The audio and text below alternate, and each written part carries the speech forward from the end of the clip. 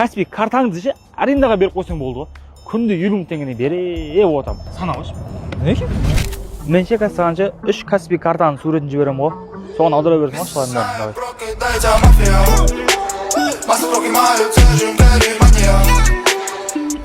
Очередь соңғы ма? Соң мен. Соңына тұрсаңшы онда. Қалай соңына тұрсаңшы? Соңғымын деп айттыңыз ғой, соңғы тұрсаңшы. Ойнамаш, азаннан бері күтіп тұрмын ше мынау. Бір карточкалерді алған ауылдың бүкіл карточкасын жинап келген ба? Мына кісі ма? Иә. Мен бұл кісіні танимын ғой мен. Танысың ба? Айтшы. Сырттай танимын да, қазір айтамын. Қайтайшы. Ассалаумағалейкум. Уалейкум. Қалайсыздар? Қателеспесем сіз алаяқсыз ғой? Жоқ, ой, не айтып тұрсың бауырым? Таза алаяқ көз ойнап тұр ғой. Бұлар студенттерге 50 мың теңге, 100 мың теңге ұсынады да, солардың картасын алып, алаяқтық мақсатта солардың картасын пайдаланады. Бірақ оны студенттер білмейді. Қаржылық мониторинг агенттігі қазір сізді келіп алып кетеді. Қаржылық мониторинг агенттігі сізге бір-екі сұрақтарымыз бар еді. Жүреді, иә. Удостоверениеңіз бар?